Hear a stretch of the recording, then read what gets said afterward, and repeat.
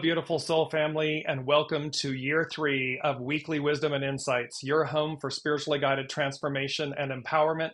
I am your host, DearJames, and together with the unseen, Spirit, Source, and Symphony, we look at the current energies, we receive the divine wisdom and guidance, and we pursue, and the key word here is we pursue our journey, individually and collectively. Welcome, Alicia. And as you are joining from around the globe, please put in the comments where you're joining from.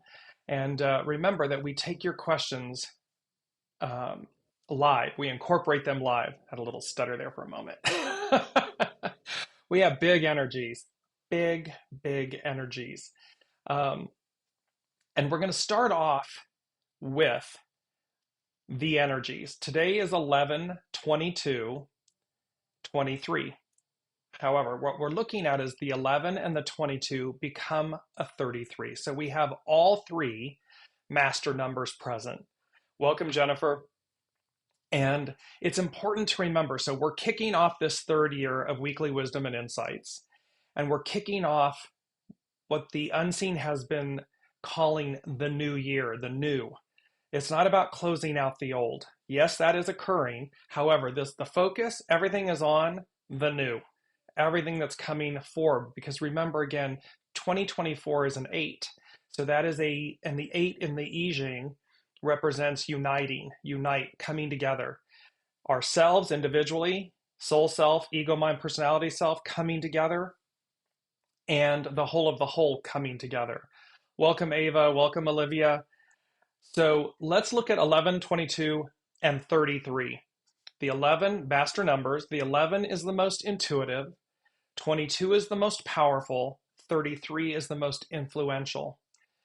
11 is also known as the psychic, and we've been hearing about this clairvoyance and this opportunity to go beyond the tangible, to experience this cosmic shift within ourselves where we're going to see the unseen, we're going to experience it more fully.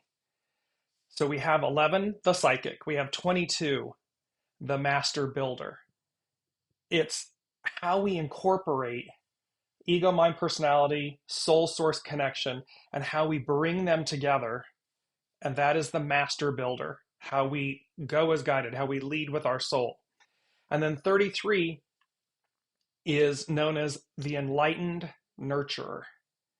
We've all heard, we all talk about living in a world of peace, of goodness, of kindness, of oneness, and the divine feminine, the return of the divine feminine. And here she is, the enlightened nurturer, and how we will all become, when we incorporate the psychic with the master builder, we become the enlightened nurturer. It's as if we can't do any wrong because we don't want to. It's not possible. And that, of course, is what it speaks to in the new order of things. It does speak to the fact that the shadow elements, death, suffering, all of these things are gone. And thereby, what's left is the enlightened nurturer. We wouldn't think to do something to someone else because we wouldn't want it done to ourselves. And so this is powerful numbers that we're starting this off, this new year, the third year anniversary, the third year, not the anniversary, third year.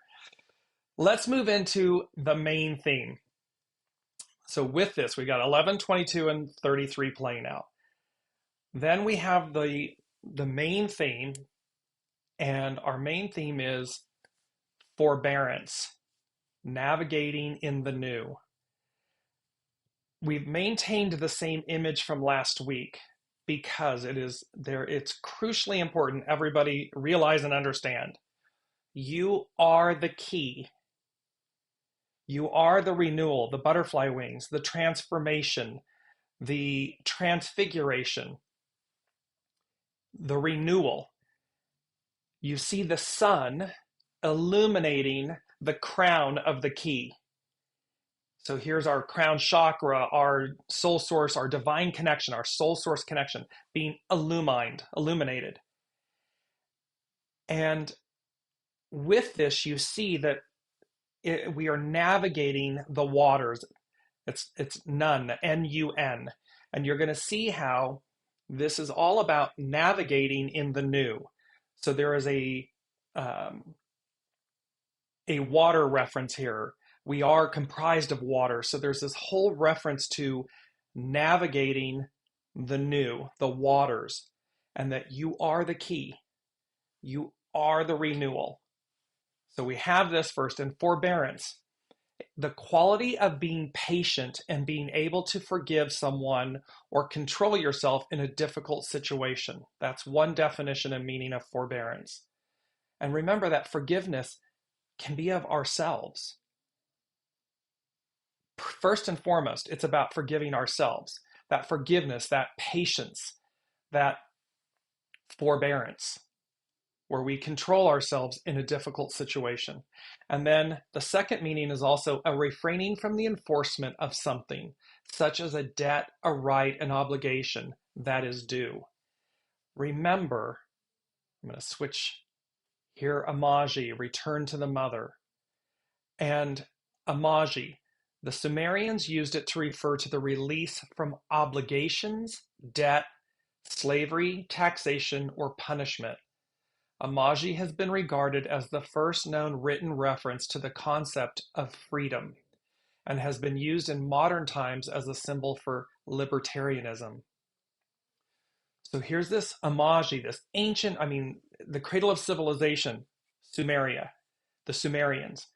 And here it is talking about this release from obligations and debt and slavery, punishment, taxation, these things, the first concept of freedom. And then we have the main theme that the unseen gave us, forbearance, a refraining from the enforcement of something such as a debt, a right, an obligation that is due. Welcome, Colleen. So very important to realize that we have, as we embark on this new year, 2024 coming up, and the new energy, this forbearance, this release from the past, the release from the enslavement, the release from the debts and the duties and so forth. Why? Because what they're saying to me in the moment is because we have earnestly, quote unquote, paid our dues. And again, remember, everyone has the opportunity to advance. Not everyone will. And that is based on choice. That is based on soul choice, ego, mind, personality choice. It is the way it's written. And everything is purposeful and intended, and it's up to us to allow another their soul's journey. It is not for us to determine or judge who, there was Pope Francis saying, who am I to judge? It's not for us to judge. That's already written. We are just meant to relax, take a breath. Remember, with our numbers, there's that piece of 11 is about peace, relax, exhale. And so let's move to our main energies, our main numbers. 11, peace, relax. It's to exhale. The 22 is about grace and accept. Accept things. It doesn't mean accept things in the sense that you are not whole and sovereign. Your sovereignty is paramount. Soul source sovereignty. Not ego, mind, personality. And we talked about this in last week's show. This was a discussion that Jennifer and I had 2 weekends ago, I believe. But it's about the grace and accepting, making space for the choice. 33, the retreat, the disengage, meaning stop fighting and stop swimming upriver. Stop having the ego, mind, personality in conflict with the soul. Because the soul source connection, the soul leads, the soul governs. And we are switching, we're switching eras, we're switching to a new order of things. And this new order of things is where we're one with everything, is in harmony with itself, with each other. So ego, mind, personality, soul, spirit, source, heart, it's all integrated, operating as one. The 7 is that beautiful armies and legions, correct discipline, where it was just talking about in forbearance, where we have that quality to control yourself in a difficult situation. There's a lot going on in the world, and we need the ability, each of us, to refrain from something, from the enforcement of something that is, or the control of something that is a difficult situation. We don't need to throw gasoline on the fire. We also don't need to sit and be absolutely quiet. But however, the point is that balance of knowing correct discipline, when to act, how to act, and then knowing that you're doing so in a manner that contributes, doesn't destroy, dismantle, harm. All of the numbers, the 1122 becomes a 33, with the 7 of the 2023 becomes a 40. 40 is about deliverance and how we're untangling ourselves from the past. And the 4 and the 0 become a 4, and we're dealing with youthful folly, try again. And we've had this before, but we haven't delved into it as deeply, this youthful folly. So we're going to dive in to youthful folly with this week's energies and this whole setting the tone for the whole next year, this whole third year of weekly wisdom and insights. It's setting the tone that we're gonna get it right this time, because everything is shifting, everything is changing. The old is over, dismantling. So we're going to look at, let's bring this up. I'm front loading the show this week with all of the information so that it sets the tone for everything. So let's look at then what's occurring in our astrological influences. Today, 1122, the sun enters Sagittarius. And remember, at 20, I believe it's 26 degrees Sagittarius, it might be 24, 26 degrees Sagittarius. That is the central sun, the heart of our universe. And so here the sun is entering Sagittarius. And on the 24th, which is Friday, Mars and Ceres enter Sagittarius. What they said about this, and you're going to see why, is they said the capstone of illumination, a higher perspective. So the unseen, and let me show you why. Here on the screen is the astrological natal chart for the sun entering Sagittarius. So today, this is from astroseek.com. And what's up on your screen in the center of the wheel is this, what's known as a capstone. It is like the top of a pyramid. It's the top of an obelisk. And you see this, so you see these red, the blue lines very, very clearly, and the apex, the point of the capstone is right on Pluto at 28 degrees Capricorn. Everything keeps pointing to Pluto. Everything in these last weeks keeps pointing to Pluto. And remember, Pluto is cleaning up business before it officially advances for the first time in 240 some years. And it'll advance into Aquarius. So when you look on the right, and then you see this red line, and it looks like there's a hatch being released, and the red representing what needs to be released, what has served its purpose and is no longer necessary, the things that Pluto is churning up for us to see and witness, to let go of. And so it's this capstone with this release hatch, letting it out. So, and then on the left and the right sides of the astrological wheel, you see the image of the BENNU bird. So let me share with you a little bit about BENBEN first, and then the BENNU. So in the creation myth of the Heliopolitan form of ancient Egyptian religion, BENBEN was the mound that arose from the primordial waters, NU, upon which the creator deity Atum settled. So remember this image, the waters, the key, the butterfly wings, the illumination, and that we're navigating in the NU, and it has to do with waters. The BENBEN stone, also known as a pyramidion, is the top stone of the pyramid. It is also related to the obelisk. In the pyramid texts, utterances 587 and 600, Atum himself is at times referred to as mound. It was said to have turned into a small pyramid located in Heliopolis, Egyptian Anu or Lunu, within which Atum was said to dwell. Other cities developed their own myths of the primeval mound.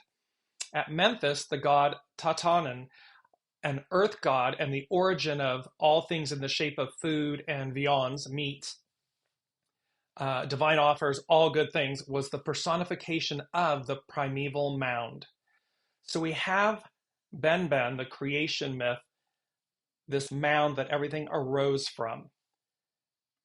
The BENBEN stone, named after the mound, was a sacred stone in the temple of Ra at Heliopolis, Ra meaning the sun. Egyptian Anu or Lunu, it was the location on which the first rays of the sun fell. It is thought to have been the prototype for later obelisks, and the capstones of the Great Pyramids were based on its design. The capstone, the tip of the pyramid, is also called a pyramidion in ancient Egypt. These were probably gilded so that they shone in sunlight. So there's this piece, and you may be asking, but this is why this BENBEN stone, this capstone, and remember in the United States, the all-seeing eye, the capstone is on the reverse side of all currency. So there's this deep connection to the founding of America, this new ideal, this hope, this capstone, and ancient Egypt, the capstone, the creation myth. All of this culminating because, as you see on the screen, this sun entering Sagittarius, this capstone element is very prevalent. So now let's go to the BENNU bird.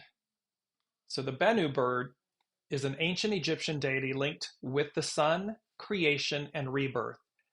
He may have been the original inscription for the phoenix legends that developed in Greek mythology. According to Egyptian mythology, BENNU was a self-created being said to have played a role in the creation of the world. He was said to be the Ba, the personality component of the soul of the sun deity Ra, and to have enabled the creative actions of Atum. The deity was said to have flown over the waters of Nun, N-U-N, that existed before creation, landing on a rock and issuing a call that determined the nature of creation. He was also a symbol of rebirth and therefore was associated with Osiris. Some of the titles of BENNU were He Who Came Into Being by Himself and Lord of Jubilees, the latter epithet referring to the belief that BENNU periodically renewed himself like the sun was thought to do so, like the sun does every day. His name is related to the Egyptian verb weben, meaning to rise in brilliance or to shine. So the messaging here, the reason this is being shared with us is because we are at a capstone moment. We are at this peak moment of transformation, of transcendence, of advance.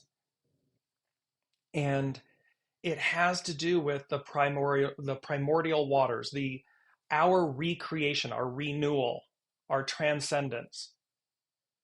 The old order, the Piscean era, the old order of things passing away, and the new order, the Aquarian age, the matriarchal age, rising, returning.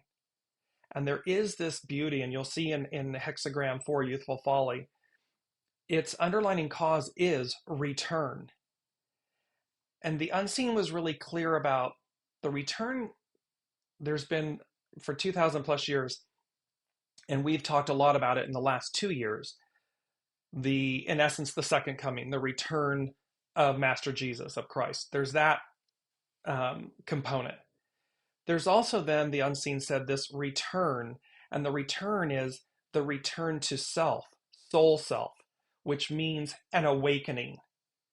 That the return is truly coming back home, coming back to ourselves, to our oneness and our wholeness, where ego, mind, personality, and soul self are no longer separate. They're integrated. Add in the heart, and it's that rotary, the Mazda, the rotary engine, how they operate in a unity, in a triangle. And they said that is the journey. So this return, which creates the awakening, the awareness that I am to return to my soul self. I'm to return to allowing my soul to lead. And thereby, and that is the journey. That is the continuation of the journey. Once it fully integrates and happens, meaning the awareness of they are integrated, well, then the journey becomes the experience of that, the awareness of that, the demonstration of that. Because remember, all this time, the ideal becomes the new reality. We've been focused on achieving the ideal, of getting there. Well, what happens, boom, in a nanosecond when we are there? It's a whole new world. It's a whole new experience. And that's number 4, D as in David, 4D, the unseen gave this week is a whole new world. And then they colon, and then they said, heaven help you, with an exclamation point. And that was a double entendre. It had a double meaning. One is heaven help you, meaning heaven will help you, exclamation point. The other one was heaven help you, because that can mean that it's an experiencing where you're experiencing strong feelings of worry or concern, meaning where are you not in alignment? Because the more we're in alignment, heaven help you, the more easy it is. Oh, you're in complete disarray, disbelief, non-belief. Well, then heaven help you, because you're going to have that experience.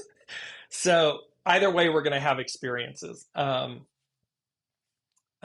Sue is saying, cool, I've been consistently picking up Osiris, but definitely Egyptian myth as well.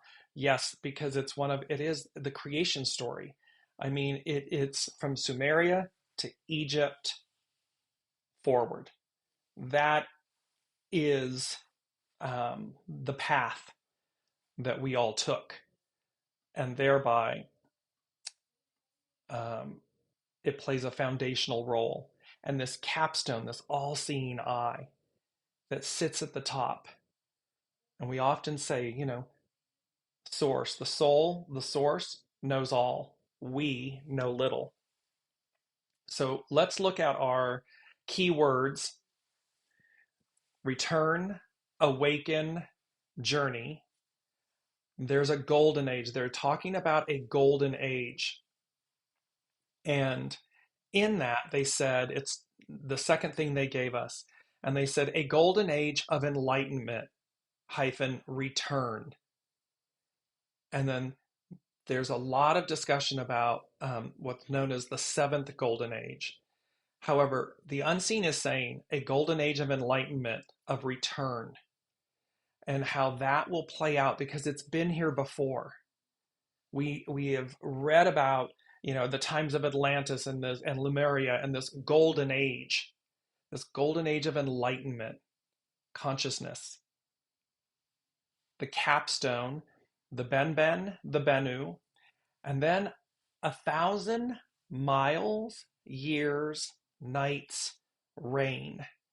And you will see how this 1,000 miles, 1,000 years, 1,000 nights, 1,000 reign, 1,000-year reign plays in as we go in further into the show. But these are our key words. So as you're moving forward in this whole next year, from here on forward and everything, this whole next year, return, awaken, journey, a golden age. And this capstone, this all-seeing eye, the creation myth, the BENBEN, the BENNU, and this 1,000 miles, 1,000 years, 1,000 nights, 1,000 your reign, and how those things are playing out. And let me just go back really quickly. I'm going to show you again.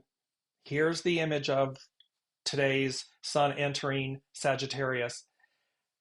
Look to the far right, and you will see Mars sitting at 28 degrees Scorpio. Its Sabian symbol, and let me just bring this up really quickly. These are the Sabian symbols from Dane Rudhyar, his astrological mandala, and they're really quite brilliant. I'll do a show one time on this. Anyways, moving forward, Mars sits on your right-hand side, 28 degrees. So the Sabian symbol for it is 29 degrees Scorpio. And it says, an Indian squaw pleading to the chief for the lives of her children. The keynote is love as a principle of redemption. So we have forbearance, we have amaji, we have an Indian squaw pleading to the chief for the lives of her children. And love is a principle of redemption. Here the soul is presented as a mother whose sons, her active energies, have become disruptive forces in the collective life of the tribe. She seeks to counteract the karma of their misdeeds through her love and implorations. The soul is responsive to the experience of unity, the spiritual king or chief, but the energies of human nature often follow their self-seeking divisive tendencies. This symbol presents us with the value of prayer, the principle of wholeness in mankind, the soul, the acts to offset or attenuate the dictates of karma. Remember, a couple shows back, karma, this huge issue about karma. In a religious sense, Mary, the mother, is seen as the mediatrix in constant acts of intercession for the sake of waylaid individuals.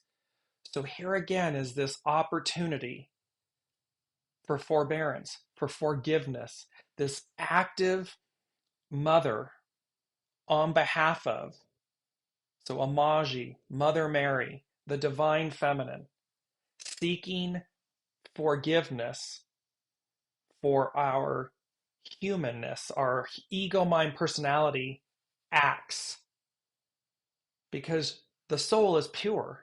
The soul is love. And so it's being done on the principle, love as a principle of redemption. Now go across to your left, and you will see Neptune sitting at 24 degrees Pisces, so it's 25 Pisces.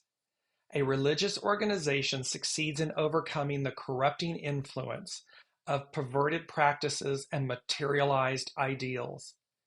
See, ego, mind, personality, Piscean, patriarchal, everything tangible, our currencies, our money, everything tangible, homes, tangible, everything's fixed, everything's earth-based, bound. And that can create, the shadow element of that is the materialized ideals.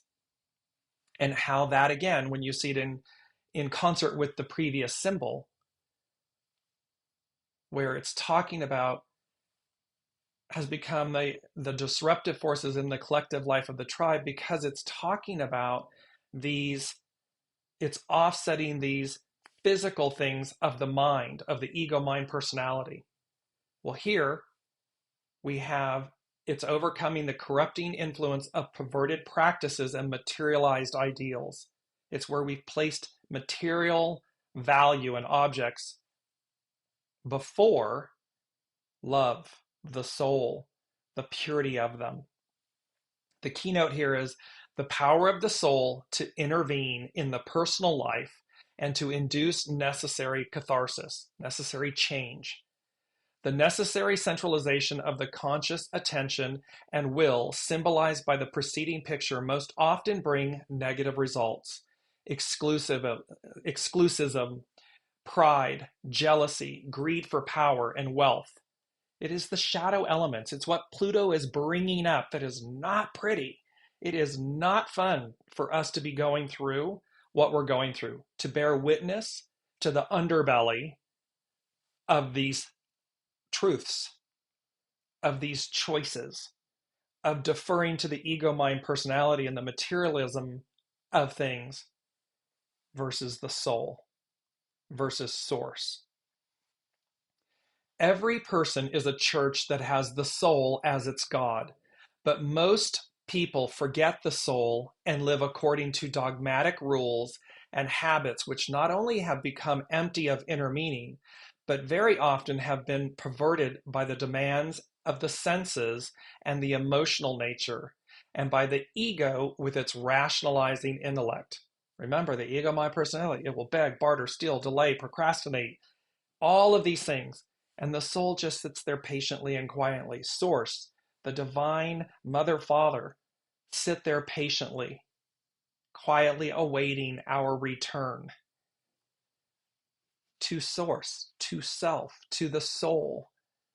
A purging or catharsis is needed to restore not only fresh and creative spontaneity, but even more the contact with the soul and the God-ordained Dharma.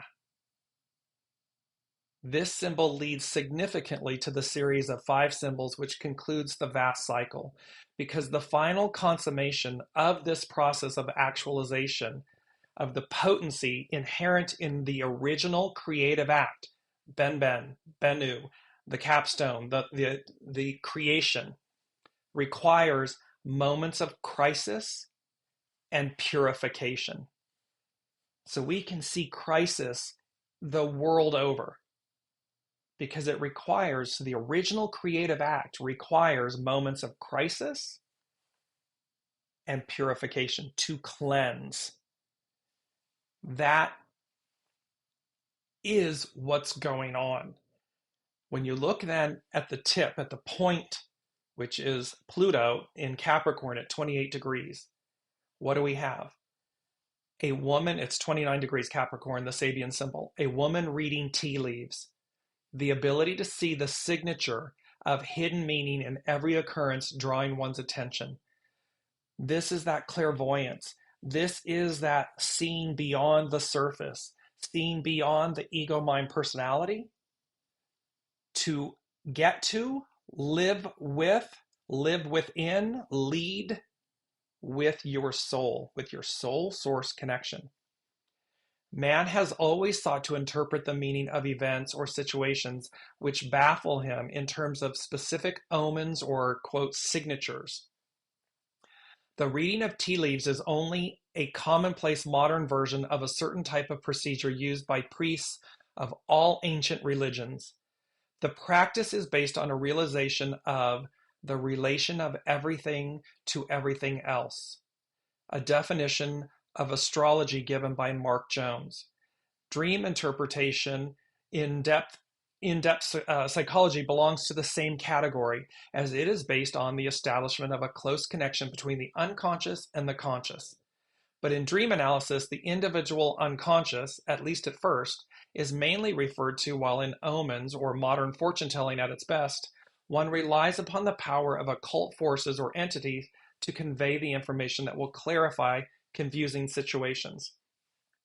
In a nutshell, what this is saying is, when the ego, mind, personality, when what we see on the surface is confusing, overwhelming, when we stop at the surface, when we judge, when we label it, and that can be ourselves and others,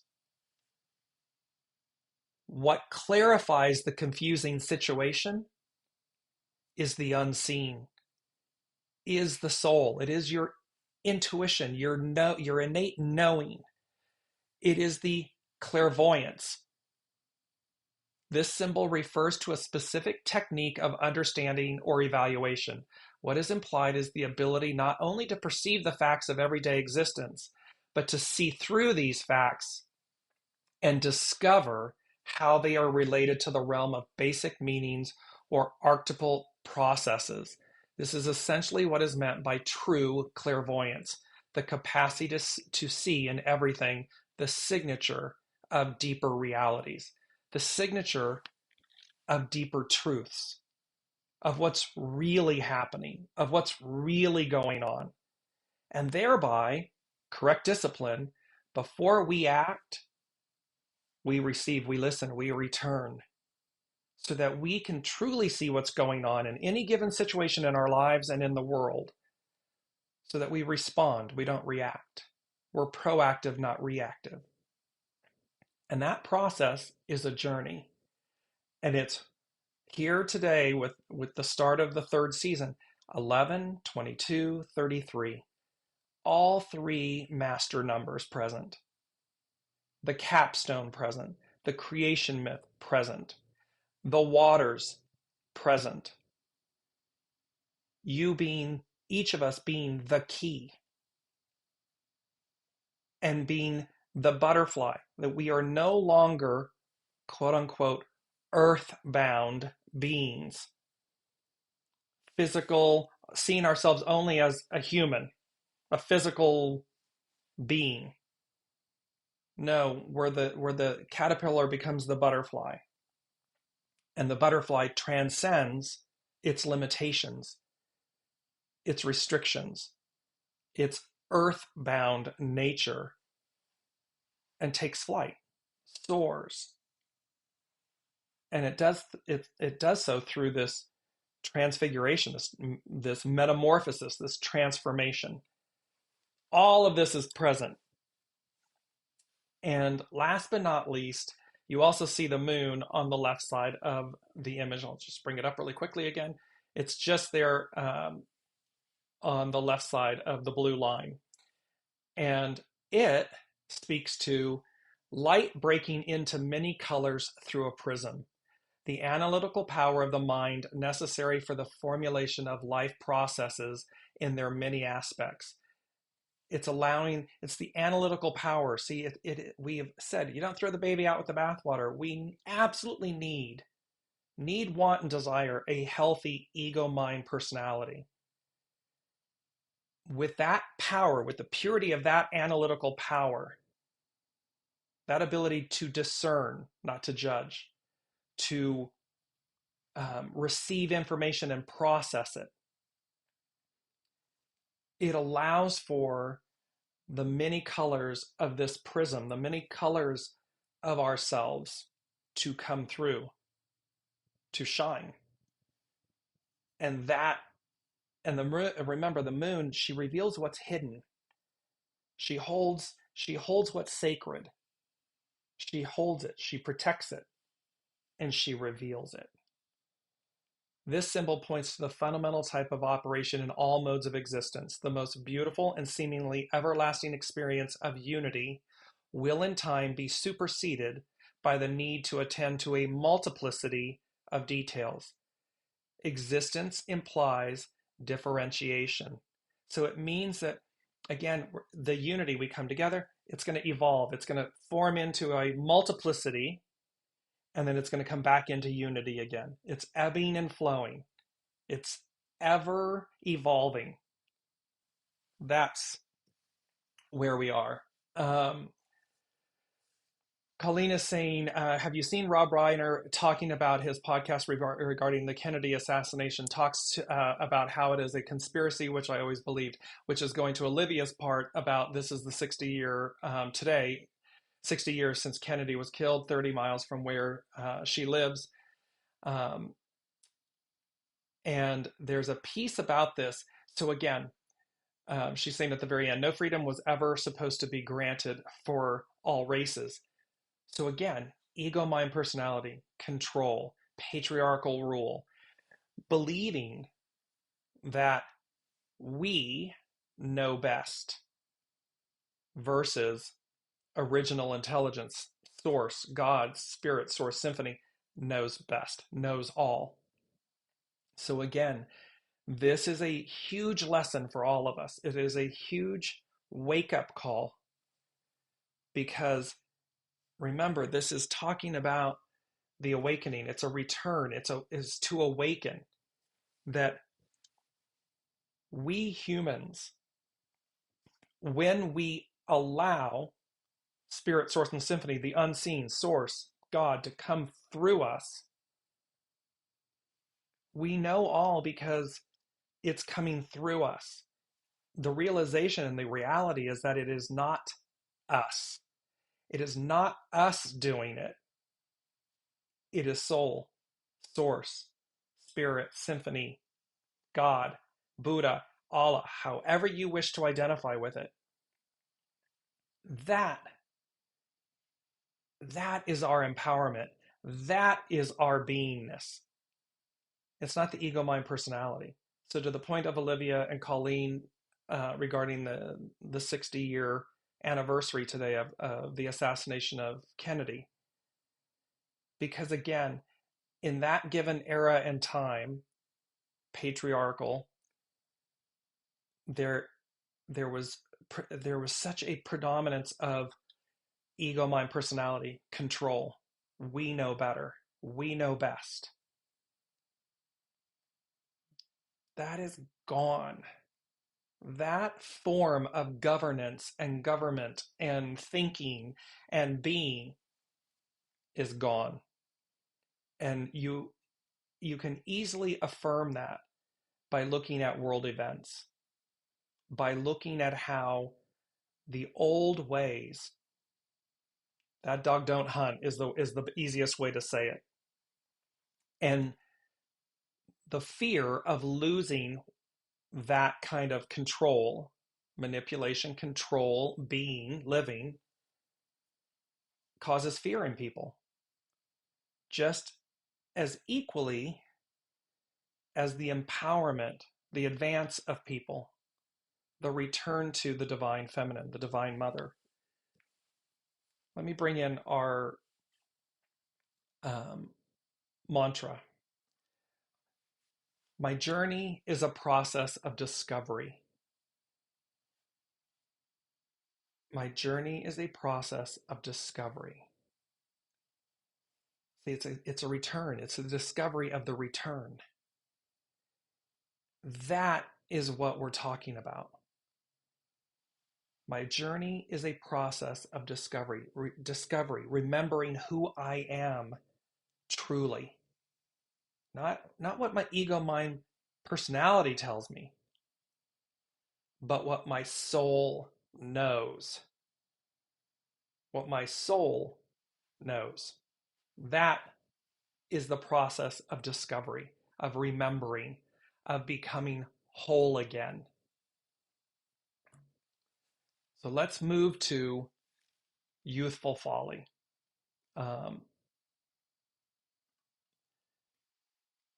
The action is try again. Its hidden influence is 24, return. We go back, it literally says 24, return, go back. Well, go back to where we began, an octave higher. This return back to oneness, to unity. Its underlining cause is molting, transform, the butterfly. This transcendence, transformation, metamorphosis, this molting. And from Carrie Hone at cafeausoul.com, she says, to know success, you must make peace with the idea of failing. Failing is a concept that I don't really subscribe to, because there really is never failure. There is levels of consciousness that say, have I reached a goal? Did I achieve something? But in the words that I just said, recognize that that required thought, thinking, ego, mind, personality. So to the Sabian symbols, we've got to see below the surface. We've got to see through something to recognize that quote unquote failing may simply be succeeding in disguise. Because is the failure ego, mind, personality? Is it judgment? Is it from the ego, mind, personality? Versus the soul saying, that was exactly the experience you were meant to have so that you would receive XYZ or its opposite. And thereby, by any term of definition, why would that be a failure? It wouldn't be. It would be a success. It would be divine and neutral. It would be exactly what we were meant to do. So there's a key element here of not being in judgment. And then we have this beautiful quote by Epictetus. No man is free who is not a master of himself. So no person is free who is not a master of themselves. Correct discipline, legions, going as guided, having everything you need at all times, and believing it.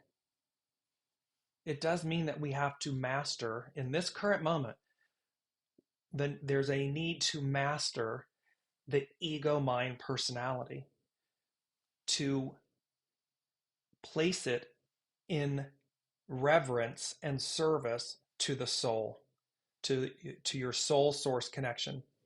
Your soul knows the way. Your soul knows all. Your ego personality, your ego mind personality, little. So we go on. She goes on to say, the greatest thing Meng, meaning youthful folly, teaches is how knowing something with inner certainty means nothing needs to be defended. See, when we're in a right alignment, soul source connection, there's no need to defend our position. Even if somebody else doesn't get it, it's okay. We don't need to defend it.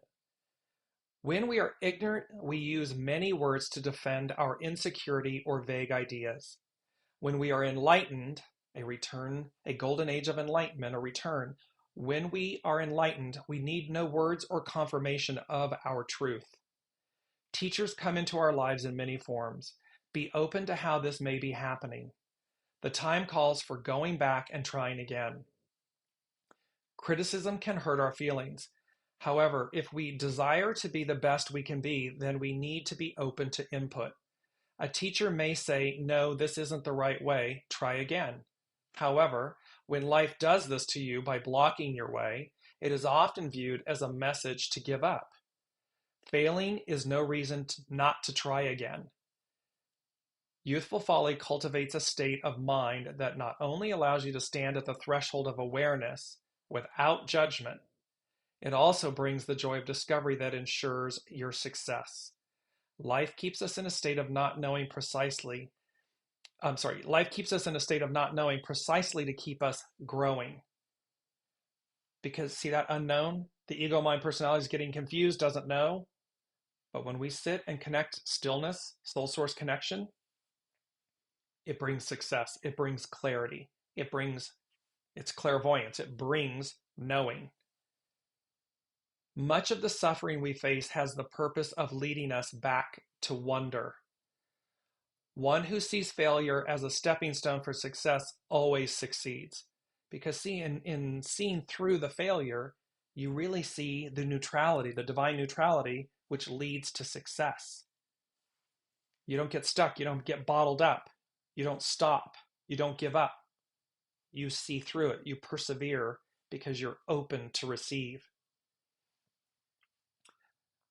The turning point during failure leads you to retreat, regroup, and try again. The underlying cause for Meng is that a period of molting or revolution has led to a state of innocence where you can be led, soul source led. It is time to become a student again, because the only way that we will ever achieve outside of divine intervention, which is absolutely a component of all of this, and that's probably the loudest component, is our surrender to the way, this truth, youthful folly, the innocence. It's not about being jaded. It's not about judging. It's not about quitting or, giving up.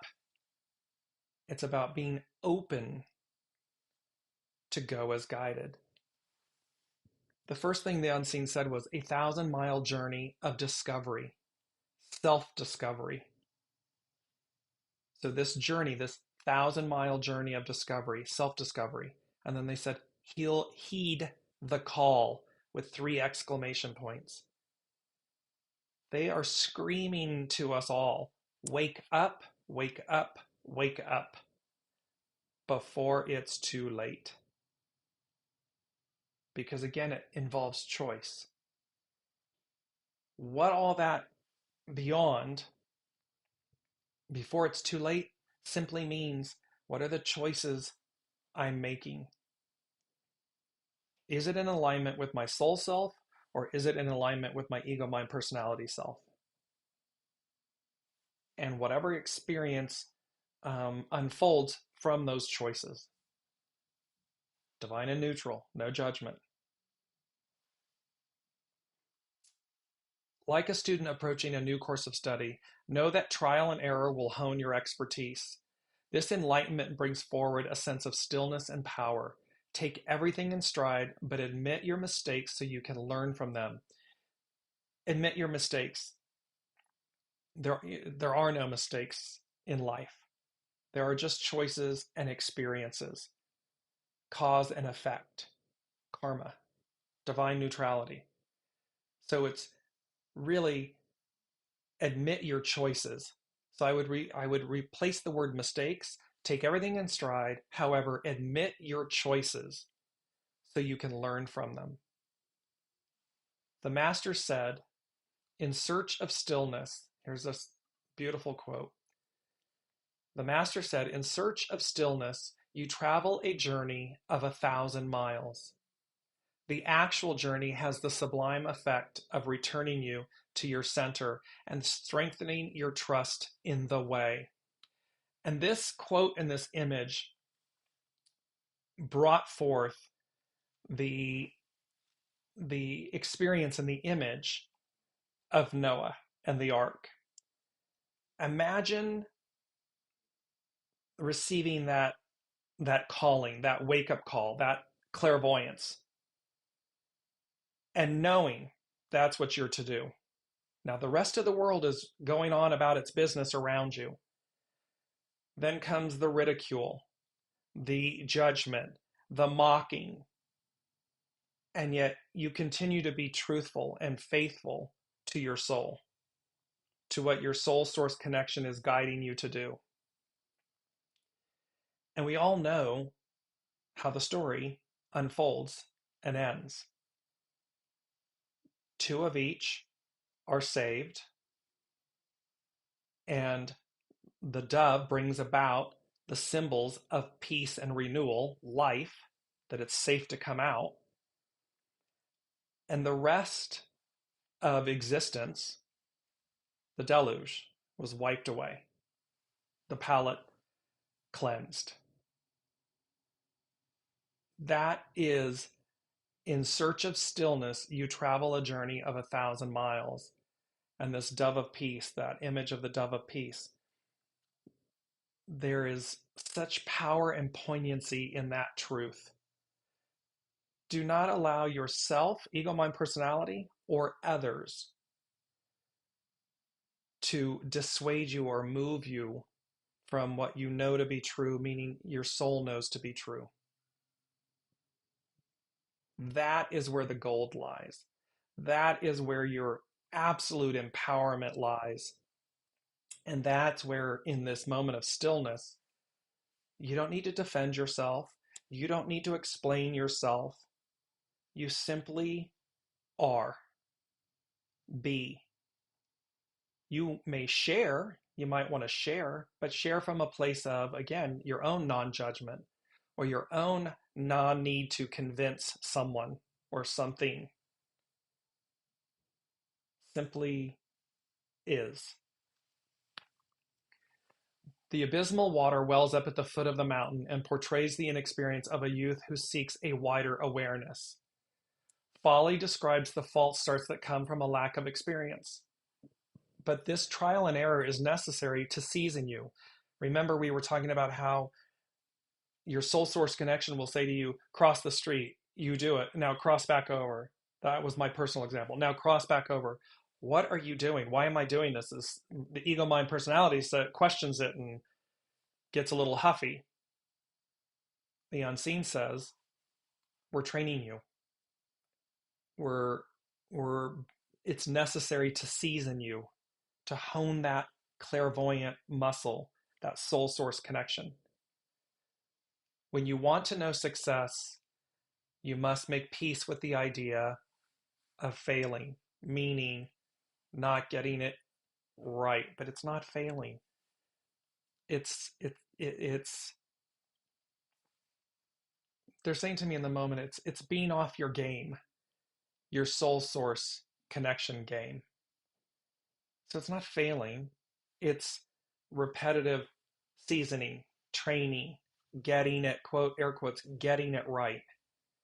In Tao's pursuit of excellence, carving and polishing means removing the layers. See, it's removing all the gunk that we've placed on ourselves: ego, mind, personalities, labels, identities, stories, perceptions, judgments, all this stuff. It's carving and polishing means removing the layers. Cutting and grinding is the cultivation of the self. Youthful folly is the symbol of something growing beneath a cover. It portrays, there's the moth, moth, the butterfly in the cocoon. It portrays that something is growing beneath the cover. It portrays the illusion of how you believe that you must conquer others to develop power. You will find that you must only conquer yourself. See, it's destroying the belief that in order to have something, to be something, that we have to this point of the discussion where with Olivia and Colleen, patriarchal rule and so forth, that we have to oppress, suppress others to have power. That is a hollow victory. It is a foundation that crumbles in upon itself because it was never true. It was never real. In this, you will find that you must only conquer yourself. We have to conquer and break down the illusion that that is really the way, or that that is the truth. It's not. But it shows us its opposite. It shows us the shadow aspect of ourselves, of that way of thinking, believing, acting, behaving. Without looking out the window, you will discover the natural way. Without looking out the window or following others, you discover a power within that grows beneath cover. You need not look to anything else to find your way. Your way, you will always know, soul source. You'll know when it's ego, mind, personality, and you will know when it's the soul. They are two drastically different transmissions, frequencies, sounds, way of interacting. They are completely different. The master said, one of little words has inner value. In the process of learning, you will find that words are a measure of your inner certainty. To stand in silent knowing is real power. When you feel the need to defend yourself, you are merely reassuring your own misgivings. At peace with who you are, energy can mount without the use of words. This is the inner strength that emerges from stillness. Main can be a message that you are searching for something out there to satisfy what can only be found in here. You have attached yourself to an outcome that is blocking your ability to hear the message. Let go. Time is perfectly spaced to hear the echo of sincerity. This is the moment. See, time is perfectly spaced to hear the echo of sincerity. Perfectly, this is the time, this is the moment to hear yourself, your soul self, to make these choices and decisions, and to go accordingly, to go as guided. Item 3 from the unseen, they said, fleeing the past, you arrive unscathed, changed, yet unscathed, exclamation point. Fleeing the past, you arrive unscathed. Unscathed means without suffering, and they underline the word suffering, without suffering, any injury, damage, or harm. So this moment is about fleeing the past, and we arrive unscathed. No suffering, no injury, no damage, no harm. And 5E, I looked up in the time at the time I was doing this was 11:51. So 11, the most intuitive, the psychic. 51 in the I Ching is thunder, shock and awe. And it says, one hears thunder unexpectedly. First comes fear, then a sharpened vision. That's from divination.com. So again, we've been talking about a celestial occurrence, thunder, shock and awe. Thunder wakes us up, gains our attention. It can cause fear. And in this instance, they're saying, and then a sharpened vision, a sharpened knowing and understanding. So with all of this powerful, powerful, powerful energy, and in the United States, tomorrow is Thanksgiving. I am mindful to express my deep gratitude for all of you for this beautiful journey of 2 years and the beginning of this third year. And I am equally mindful to be so very grateful to the unseen, to Spirit, Source, and Symphony for their unwavering love and determination, tenacity for us, them, us, the whole of the whole, to get it right, to truly be the embodiment and the example of heaven on earth. And that is something to be incredibly thankful for. So I love all of you. I thank you so very, very much. And I think for me, you can place in the comments this 11, 22, 33, these energies, this moment, this message, this week for setting the tone for this whole next third year. Powerful, empowering, and one I am profoundly grateful for, as I am for you. So until next week, be well, have a beautiful and safe holiday, wherever you may be if you're celebrating, and we will see you next week.